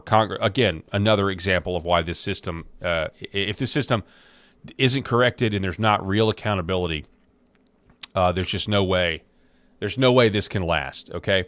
But there's another take on this, and that's that they're trying to get votes. They're trying to get North Carolina Rhino, lame duck Tom Tillis to vote for Trump's new nominee for the Federal Reserve, and that by dropping the investigation into Powell, somehow that may get Tom Tillis on board. We'll see. I predict that Tom Tillis is going to try to do anything he can to get rid of or anything he can to go against President Trump. That's what I think is going to happen. In other news, on the dueling I would say dueling J6 pipe bomber stories. We've got two stories, two of them. One of them is that the J6 pipe bomber or J5 pipe bomber was a black autistic kid named Brian Cole Jr. The competitor story is that the pipe bomber is really Capitol Hill police officer Shawnee Kirkhoff. And honestly, depending on which one is true, there are huge implications here for the FBI and our intelligence oligarchy that has not been brought to heel. So, Steve Baker, well, let's actually watch this report. Very, very good work done by Kara Castronova. She was reporting from the White House the other day about developments in the case with Brian Cole Jr. The biggest thing that's happened is, and apparently this was a pretty earth-shattering thing, the defense for Brian Cole Jr. is demanding a trial, meaning they are rejecting a plea deal. They don't want a plea deal.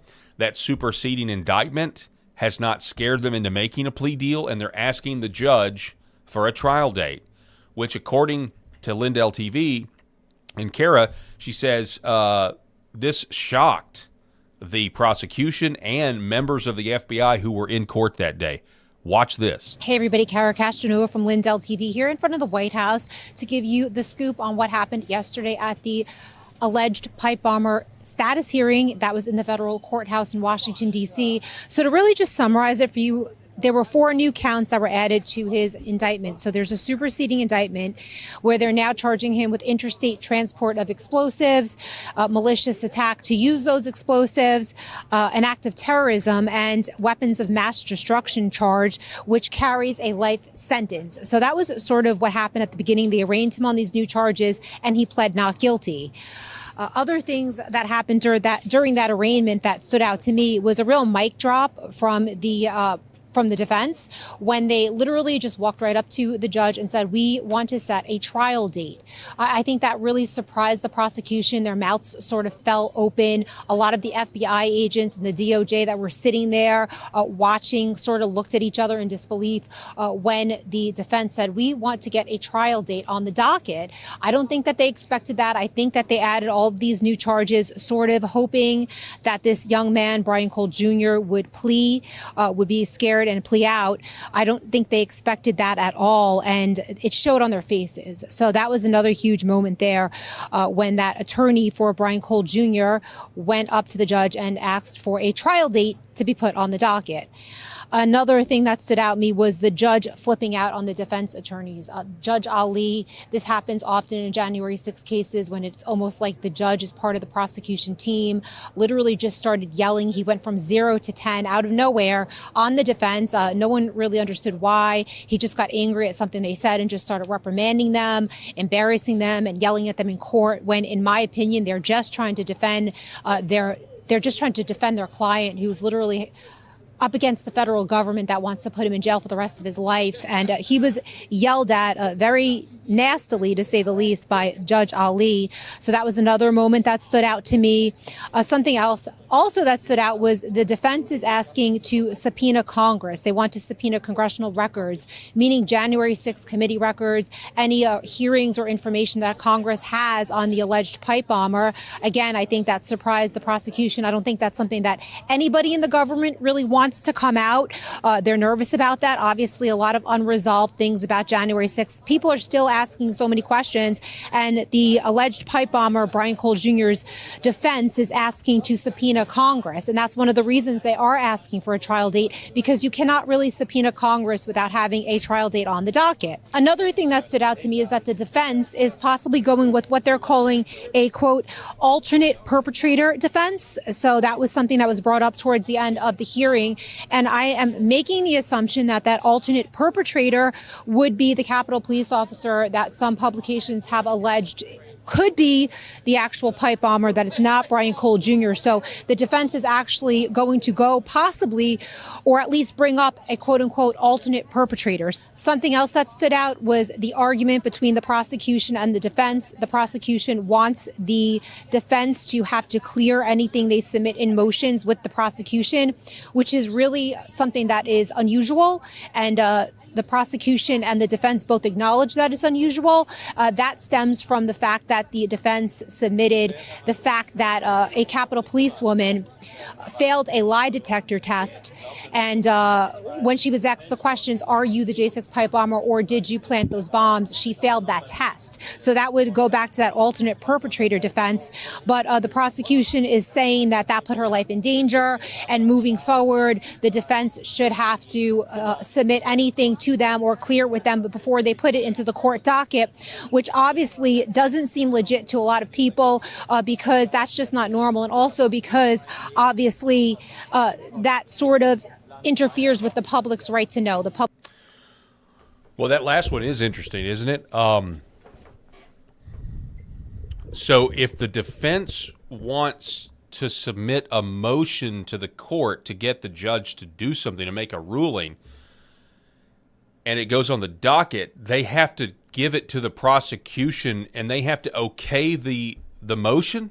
They have to okay, not the motion, they have to okay the submission before it can go to the judge or simultaneously as it goes to the judge.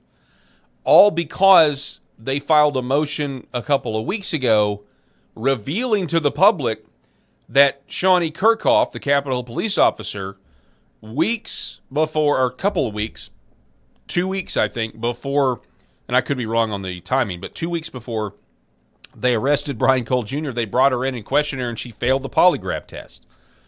And then, of course, allegedly, she has an alibi, which was that she's on video talking with her dogs.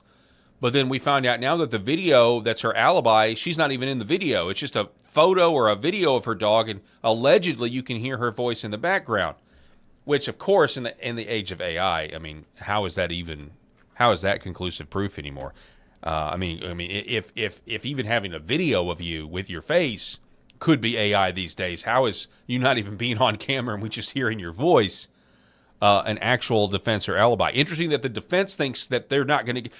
If the defense is asking for a trial, they don't believe that they don't believe the government can get a conviction out of this guy. They don't believe the government can get a conviction. And that brings us to Steve Baker, who is a giant thorn in all of this. He says, I missed being able to see the look on the Justice Department prosecutors' faces when Brian Cole Jr.'s attorney demanded a trial date. I've said many times that the DOJ has only been angling for a plea deal and never wanted this case to go to trial. Even they know they cannot get a conviction of this young man before a D.C. jury. Really interesting stuff here. Now, I've been transparent with you guys because that's actually the new form of objectivism. If you know, objective journalism is dead, probably always has been, but certainly it's ridiculous now. People like to cloak themselves in this appearance of objectivity. I don't do that. I tend to. I mean, this is an opinion show anyway, but I believe Steve Baker on this for now. I could be wrong, but I think Steve Baker has the right person, and it's all alleged. He's being sued now by Shawnee Kirkhoff after she gave this interview to the New York Times. It's a CIA. She works for the CIA now. We of course know that the intel oligarchy, the way things work. I mean, the way all these intel, FBI, CIA, NSA, whatever. I mean, it's all one giant big cabal. So this we've got way more questions that need answers here. Way more questions that need answering here, and it's going to be really interesting to see what happens. But I wanted to give you that update on that, and then I also wanted to show you this video. This is an old video of a FBI whistleblower by the name of Garrett O'Boyle when he was testifying. I think it's just a good reminder to have when you're speaking truth to power in this day and age. These are the stakes. Corruption, weaponization, any kind of misconduct that exists with the American people. It doesn't solve it, but the FBI will crush you. This government will crush you and your family if you try to expose the truth about things that they are doing that are wrong. And we are all examples of that. I can't think of a more sobering way to end a hearing. I yield back.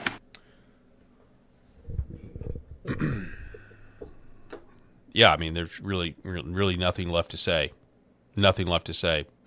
And so if you want to follow, okay, so here's the deal. If you want to follow these two dueling stories about the J6 pipe bomber, one, you follow the FBI and the government and what they say about it and follow the trial, and two, the other side is you follow this new outlet called Veritas Regnant, which is Steve Baker's new website after he was fired from the Blaze. And again, some of you out there may not trust Steve Baker, and that's totally fine.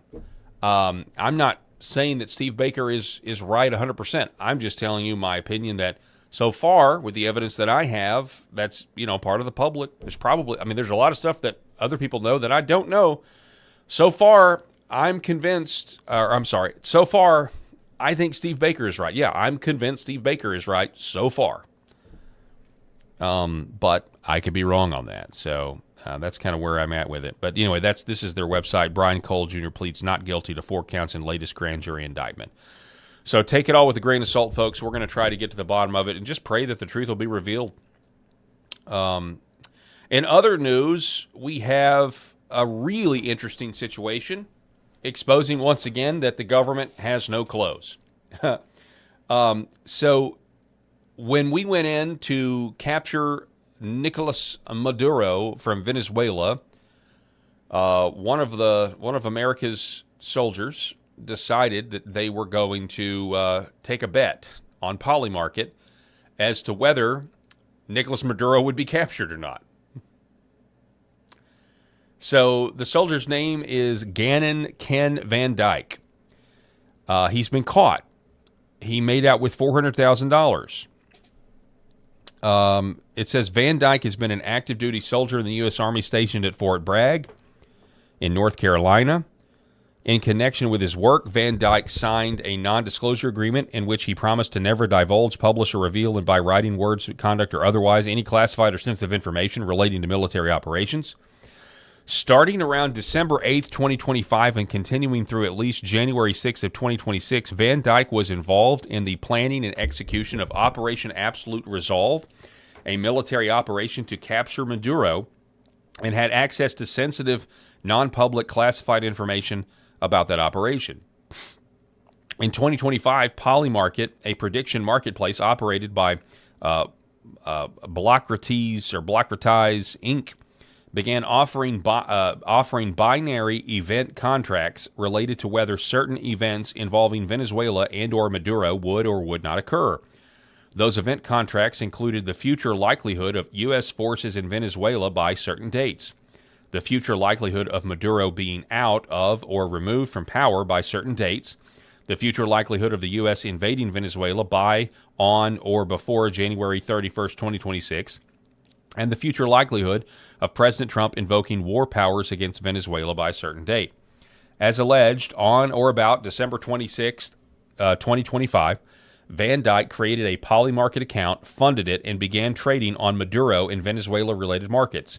In total, Van Dyke made approximately 13 bets from December 27th, 2025 through the evening of January 2nd, 2026. Those bets all took the yes position on U.S. forces in Venezuela by January 31st, 2026.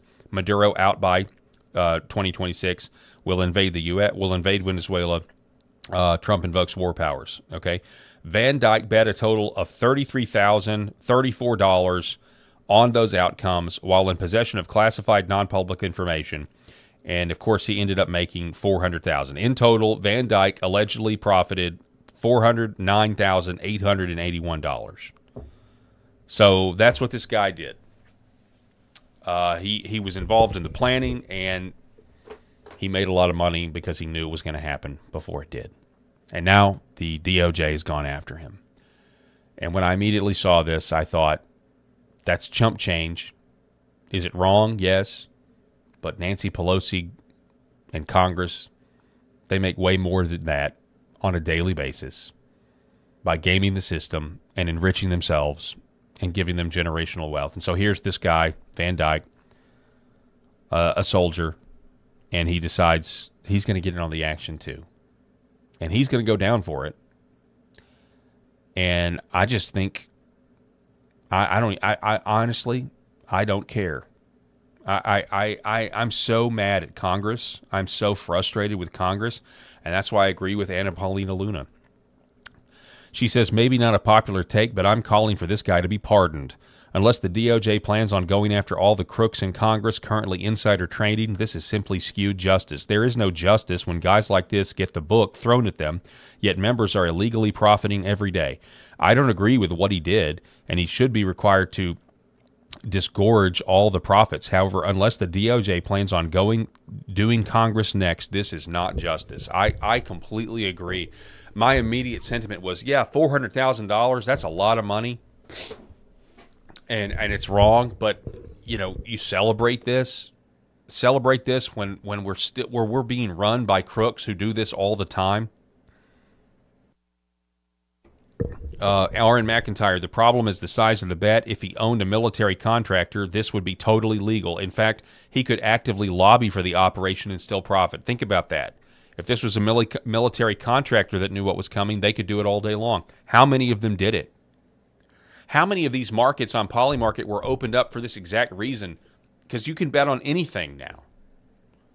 A U.S. soldier involved in Nicolas Maduro's capture was arrested for allegedly placing a bet on the operation and made $400,000 in profits.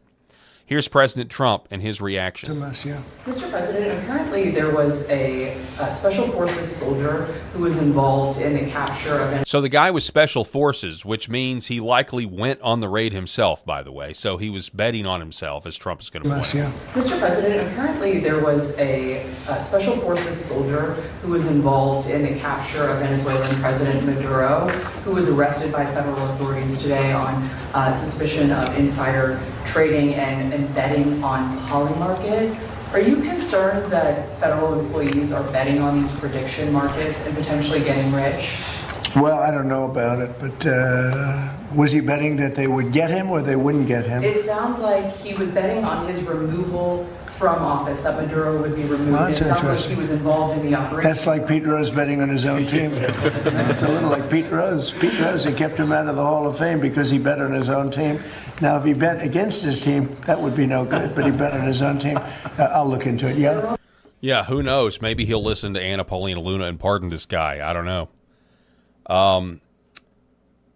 So Sean Davis writes, I am conflicted about this whole thing on this story. I think these betting markets are a cancer, but how is what this guy did any different from a U.S. Senator buying up $50,000 in Chevron stock days before the Maduro raid after liquidating his position in Chevron earlier in 2025? How is it any different? The account Ercaminos writes, agreed, this is no different than what Congress insider trading does. They get away with millions and you, the little guy, don't. Remember the GameStop fiasco? This is also no different than Hillary Clinton getting away with having a server in her bathroom full of classified material while some Joe accidentally leaves a folder of classified material on an airplane and gets jailed for 15 years. I mean, I get it, the criticism that could be leveled at me. Well, Paul, you gripe about the lawlessness of our nation on almost every show. I do. But this is trickled down law. This is trickled down corruption. I guarantee you this soldier thought that this would be okay because he knew everybody above him was doing it as well.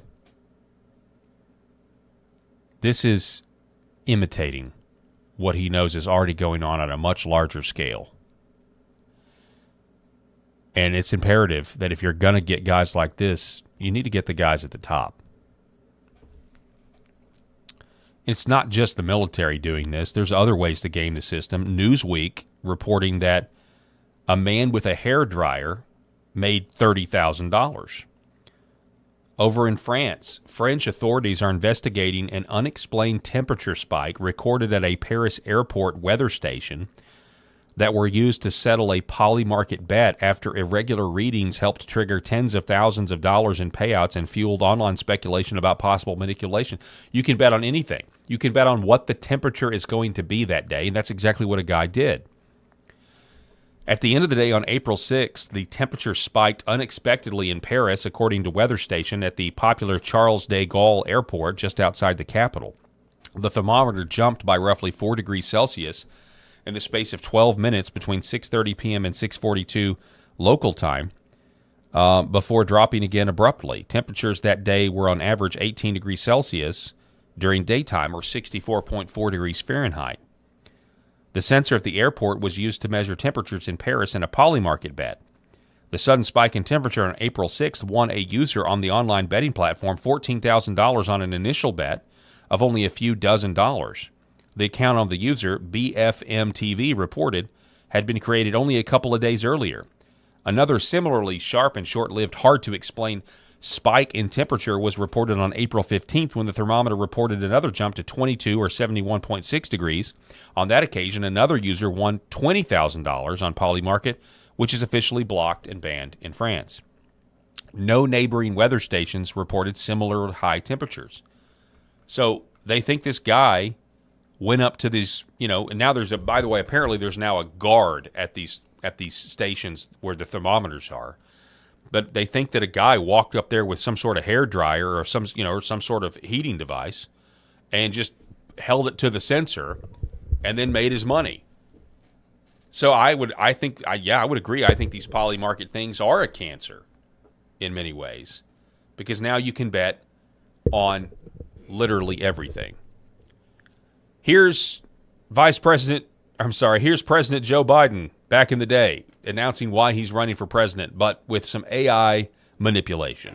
Coming out of the woods, carrying torches, their veins bulging from their necks, carrying Nazi swastikas, and chanting the same exact anti-Semitic bile that was heard in Germany in the early 30s. Neo-Nazis, white supremacists, the Ku Klux Klan. So the fallout from the Southern Poverty Law Center funding the opposition and then fundraising off of it just continues. The NAACP, I'm sure they've never done this. I'm sure they've never done what the Southern Poverty Law Center is accused of. They say the DOJ's indictment of the Southern Poverty Law Center is a chilling attack on civil rights advocacy. Enrique Tarrio, wait one cotton-picking minute. The NAACP's defending the Klan? The jokes write themselves, folks. But on this, they're just informants. Well, isn't that what the feds do? And don't we think all these people are feds anyway? J. Michael Waller, it's difficult to accept that the FBI was merely running an informant program through the SPLC without running an illegal covert provocation program designed to panic and polarize American society. R.N. McIntyre, in response to that, if our intelligence agencies use social media companies as a proxy to deploy otherwise illegal censorship during COVID, there's zero reason to believe the FBI didn't use the SPLC as a similar cutout.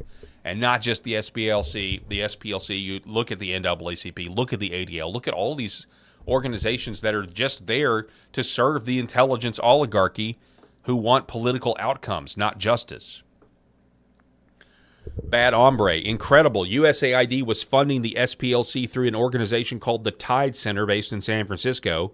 From 2016 through 2024, USAID granted $27 million to the Tides network to strengthen global civil society. That's George Soros' organization, I'm pretty sure. The Tide Center set up a fund through its Tides Foundation with money for the Southern Poverty Law Center. So it's just money laundering, folks, to get them their money. Not to mention their average yearly gross in donations, SPLC, was $50 million. After the Unite the Right rally, it went over $150 million. They fundraised off of their own hate crime. Here is President Donald Trump. How do you defend what just happened where your southern law, whatever it is, has given money to KKK? They're supposed to protect people, and they're paying all these people, crooked as can be, millions of dollars going all to all these people that they're supposed to be protecting from, but they're actually supporting them because they want to have companies that they can protect and because they want to rig elections. That was all a rigged election. All of the things with Charlottesville, all of the stuff that they did, and you won't bring that up, but you'll bring up some nonsense. Let me tell you, the election we were winning all day long. It's a totally horrible situation. Hopefully the courts will overturn it, what they did in Virginia. You have a grossly incompetent governor. You had a very good governor. He did a good job. You know, all those companies that want to move. So he's tying the SPLC corruption right in with the Democrat in Virginia and what they did, disenfranchising half their state. And he's doing that knowing full well that Abigail Spanberger used to be a CIA case officer, and she's essentially created a beachhead for the deep state to not have to go very far and have somewhere to regroup themselves. Here is John Stossel. Back in the day, in 2018, John Stossel was reporting on the Southern Poverty Law Center, and he seemed skeptical. There are dangerous hate groups in America. Who will warn us about them? The media haven't answered. The Southern Poverty Law Center. The Southern Poverty Law Center. The Southern Poverty Law Center, based in that building in Alabama, calls itself the premier group monitoring hate groups. Looking at their map of such groups, you'd think America was consumed by hate. I once believed in the center's mission. Well-meaning people still do. Apple just gave them $1 million. But what donors don't know is that today the center smears people who don't deserve to be smeared. The presence of radical Islam. This woman grew up in Somalia, suffered female genital mutilation, so now she speaks out against radical Islam. For that, the center put her on its list. Multiculturalism failed these communities. This man was once an Islamic extremist, but then he decided radical Islam was wrong, and now he criticizes the radicals. The center labels him an anti-Muslim extremist, too.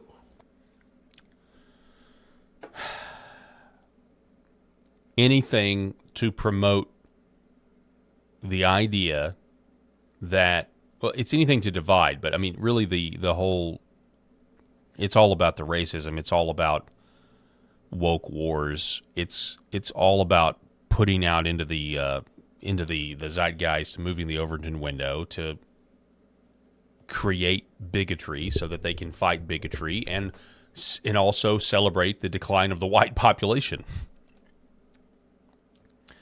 Here's how the left's reacting. Nowhere in the indictment does it say the SPLC paid people to organize protests and transport people to those protests.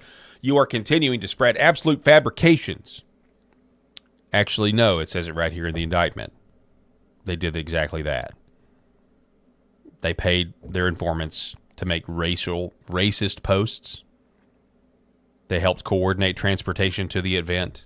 I mean, so that these people on the left, I mean, they need to quit disputing the allegations and just say that yes, and we agree with it, because anything, and they'll eventually get there. So what if they did that?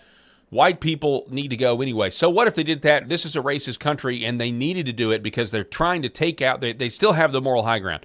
You wait. They're eventually going to pivot to so what? We're right anyway. That's what they're eventually going to get to. So what? We're right anyway. So now as we wind things down, I want to talk just a little bit about the decline of our culture. And I'm going to give you some good news, or I'm going to give you bad news, and I'm also going to give you good news. We're going to try to, there is hope out there, especially I think with a lot of the younger generation. But the hookup culture it's really feminism. So the feminism produces the war against the patriarchy. And then without a patriarchy, that's a biblical patriarchy that reveres women and protects women, generally speaking, you have another patriarchy that it's the kind of patriarchy that looks at a scantily clad woman in the club. I mean, a woman wearing next to nothing at all who says, I'm a woman and I'm independent. And the guy, and guys, you know exactly what I'm talking about.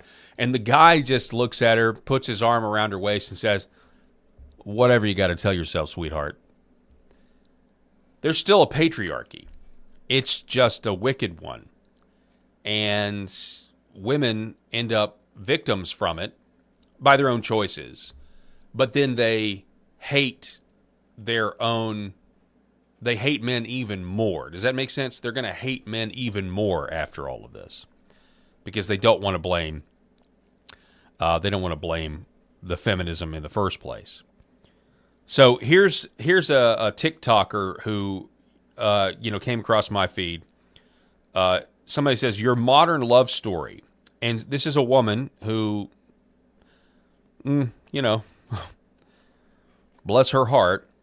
But she says, situationship breakups are so crazy because why did this man just tell me the only person he wants to be with is his ex and then immediately make me eggs on toast and had intercourse with me 10 minutes after this? What in God's name is happening?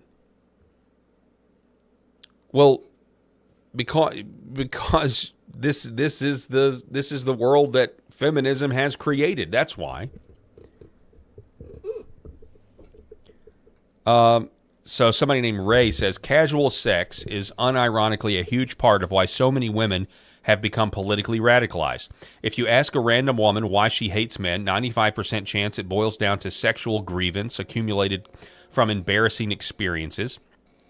In other words, women are the real incels in spirit. I witnessed this myself in college. One too many bad situationships, and they begin to carry this feeling of being a piece of meat everywhere, projecting it onto society despite there being zero material evidence of structural misogyny in the West.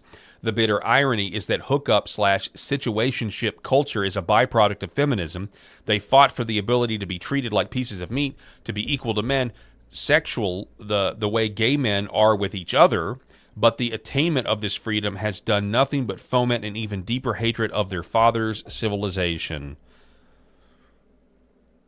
So that's certainly a lot of bad news. And it leads to this. The casual hookup culture leads to casual abortions. Ben Zeisloft says, why is our culture producing so many of these murderous, psychopathic young women?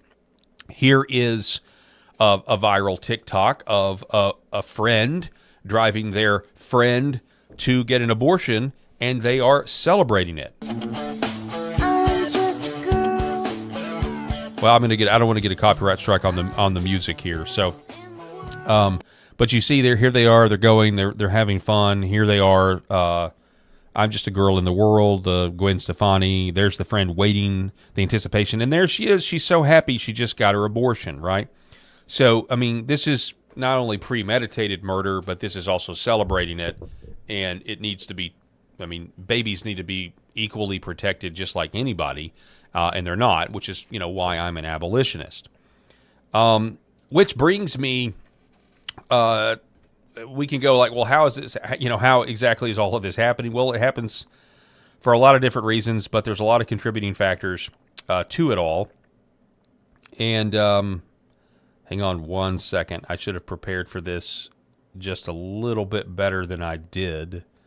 Here we go. That brings me to my favorite segment on the show that we ever do, this one. And let us confess our faith today in the words of the Sparkle Creed.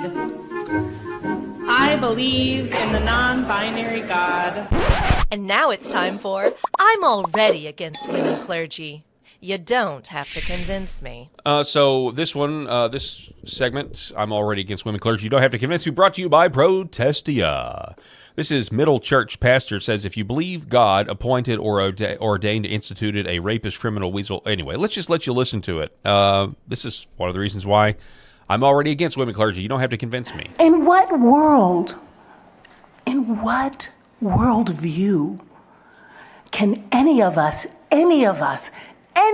think that God would call and anoint and appoint a rapist, criminal, convicted, liar, weasel from hell in the name of some kind of plan of God to run this country? Anybody who still thinks that needs to really get saved. And that's not my language. But they need a conversion therapy right up in here.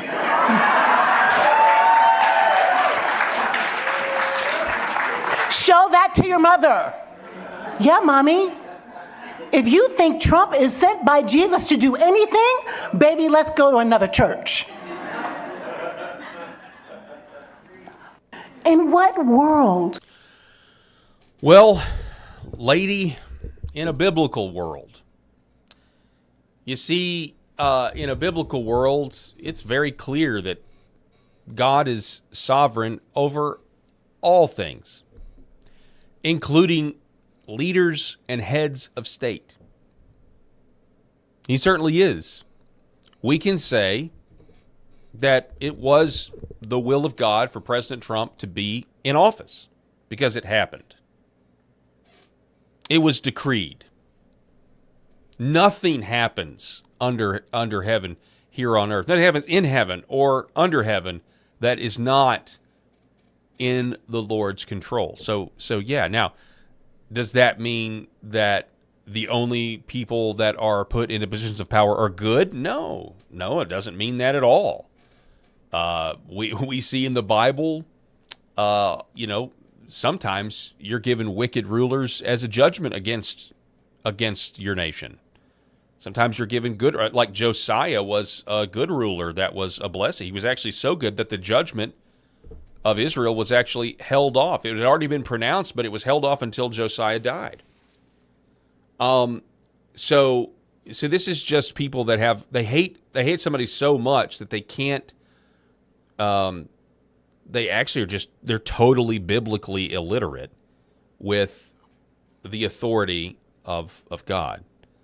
And that, ladies and gentlemen, and again, this is really not even, you can have this conversation without even debating whether Trump is good or Trump is bad. Actually, it doesn't matter. My contention to you is it doesn't matter that whoever are in these positions, you getting up out of bed in the morning, putting your feet, you getting up out of bed in the morning is now, congratulations, it's now a part of God's redemptive plan. President Trump being put into power, not dying on that day in Butler. That's part of God's redemptive plan. This war in Iran that I don't like, that I'm not a fan of at all, wanted to end yesterday. It's now part of God's redemptive plan. How does that play out? Specifically, I don't know, there's 2 million Christians in Iran, right? How does all this play out? I don't know. I don't know, but I'm going to do what I can. I'm going to do what I can in the scope of that plan. But lady pastors like this, they don't like it. It seems like they are only going to want to. They're only going to approve of God's sovereignty as long as it's a candidate that they personally like. This has been I'm Already Against Women Clergy. You don't have to convince me. One of my favorite segments. So I said I would get to some positive news. Here is the positive news. When we're talking about women, we're talking about our culture, we're talking about everything that we're going through. Here's a lady. This was from the Liberty Daily over on Rumble. Young woman believes she understands what men really want. That's a great headline because I was like, does she really understand what men really want? I don't even know this young lady's name, but this is her take. Men are most attracted to two things, and almost nobody talks about this clearly. It is not just looks, not just personality, and definitely not just how much you do for him. The first one is simple. Someone who believes in him without constantly trying to change him. Because deep down, many men are more insecure than they will ever openly admit. When he feels like he is never enough, attraction slowly turns into pressure over time. But when someone believes in him, he starts becoming more of who he already wants to be. Support does not mean fixing him. It means trusting his growth without controlling every step. Now, the second one is what really keeps him emotionally connected long term. It is peace, not silence, but a feeling that being with you does not drain him. Not constant tension, not pressure, not emotional chaos every time something small happens. Just a space where he can breathe, think clearly, and feel accepted without always performing. Studies show men often stay where they feel calm, not where they feel constantly tested. That is why he may leave someone he loves, but stay with someone who feels peaceful. Because attraction is not just excitement. It is also how safe he feels being himself. When he has both belief and peace, he does not look for anything outside anymore. Because for him, that combination is rare and it feels like home in a relationship. So, I don't know. It seems like she gets it. I guess. It seems that way. So, with just like anything, with all of this stuff out there that's just like patently, obviously wicked, and the forces that be are, whether spiritual or corporeal, are calling evil things good and good things evil. There are people, in the younger generation especially, and I think Hannah Faulkner, her show is fantastic, so encouraging. I mean, Rob and I were talking about the other day. It's just so encouraging to see young people engaged in understanding really, and quite frankly, what time it is. But they're understanding the truth, and then they're articulating the truth. And it's not just people. It's not just people with talk shows or radio shows or whatever. It's not just that. It's so many people that are realizing the truth, and it's that younger generation, and it's kind of crazy because I'm technically a millennial, but 10, 15 years ago, most of the coverage about the up and coming generation was negative. Oh, these millennials, they're terrible. They're this, they're that, they're horrible. But I'm sitting here saying, as a millennial, look at these Gen Zers or whatever they're called, and just from what I'm seeing, they're not messing around, and it's like the system has been so has so beat them down, specifically on the DEI nonsense, that they realize like they're not going to succeed in that paradigm, and if they were to accept that paradigm, that's slavery, and they're rejecting it. And so that's really, really good, and it's just a really positive good, and I'm excited for it, because it could be a lot worse. Hey, before we go, I know I advertise the Red Vive a lot, but I just want to remind you guys, if you haven't thought about it, please consider going to redvivehealth.org/Paul and checking this out, because this is it's a big deal. Redvivehealth.org/Paul is the website. I want you to just do the research. It's red light and near infrared light. 2 different wavelengths from these panels. You need them both. The red light is great for anti-aging because it creates collagen and it makes you look younger. The near infrared light is what keeps you from inflammation. It keeps you out of surgery. If you're considering surgery, you need to try red light before you go under the knife, especially these particular panels. The beam angle is, scientifically, there's a reason. There's engineering behind these panels and how it penetrates into your body, your bones, your tissues, your subcutaneous fat, stimulates the mitochondria of your cell, gives you energy, lets you sleep better, decreases inflammation by increasing blood flow. It's called photobiomodulation. It is a life hack. It is a body hack, ladies and gentlemen, that tricks your body into thinking that you've done a big workout when you actually haven't. So it's incredible stuff. And I want to give a shout out to the rest of our sponsors: New Horizon Real Estate, Gateway Sight and Sound, 7 Weeks Coffee, Sheridan Chiropractic. If you don't go to church, go to church. Enjoy your Lord's Day. If you don't go to church, find one that preaches the death, burial, and resurrection of Jesus Christ and his mighty ability to save sinners. We'll see you Monday. Have a great weekend.